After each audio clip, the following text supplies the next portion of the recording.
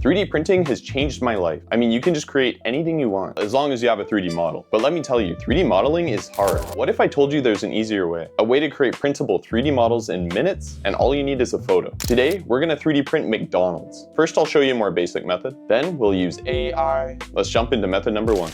So let's get a picture of the McDonald's logo and paint it black. Now I'm gonna go to my SVG converter and put my McDonald's logo in there. Just gonna select this, boom.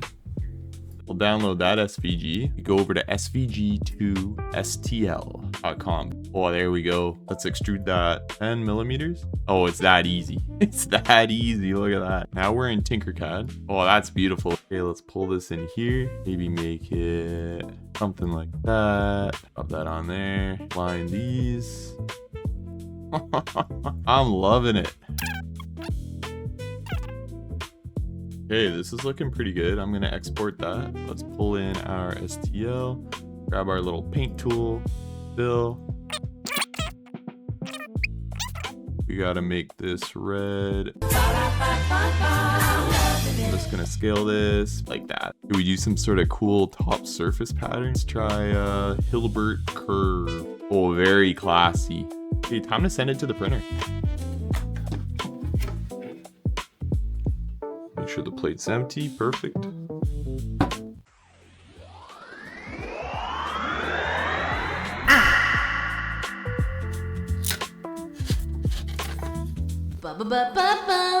I'm loving it. Cool stuff. This method is super useful for flat things, like logos. What if you wanted to print like an apple or a dog, or an entire restaurant? It's time to 3D print using AI. Going to take this picture of a McDonald's restaurant, head over to NanoBanana, which is basically an AI image creator and editor. Separate this building from everything else in the picture, including removing the people in front of the building. Put it on a white background. See what the heck this does. Okay, that's pretty good. I'm gonna remove the garbage cans as well. Okay. Generate a high fidelity 3D model in the look of a 3D printed object. Clean white backdrop, studio lighting. Hey, don't tell me, show me. Oh, there we go. Hey, look at that. That's pretty good. Okay, so we're over here on high 3D. Pull in our picture. Great, 3D for free. Whoa, look at that. There we go, it's generating. Okay, it's finally done. Pretty good, just from a picture? Look at that. Let's pull this in and see how it looks. Okay, not what I was expecting at all. There we go, much better. I'm gonna print it in white. Whoa, support city though. What does this support? What the heck is this thing supporting over here? It's supporting just this little corner here? I guess if we need it, we need it. Got some weird stuff down here, but whatever. Here's the original photo. AI image, the model created from the image, and then the model ready to print, then the model with supports. Okay, looks good to me.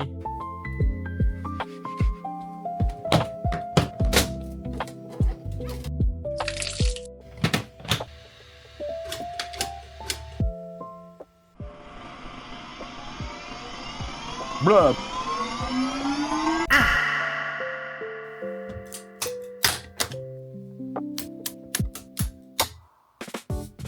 Okay, I just printed an entire McDonald's restaurant from a photo, but we're not done yet. Let's print my favorite menu item.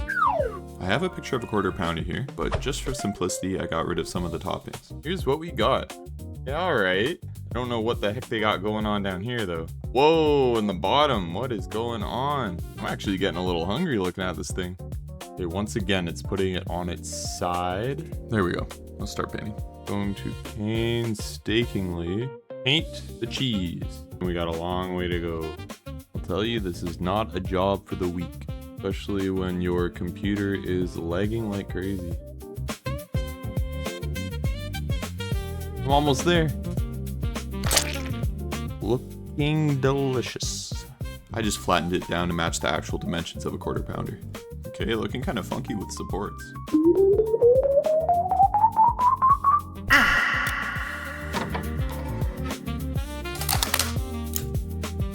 Time to remove the supports.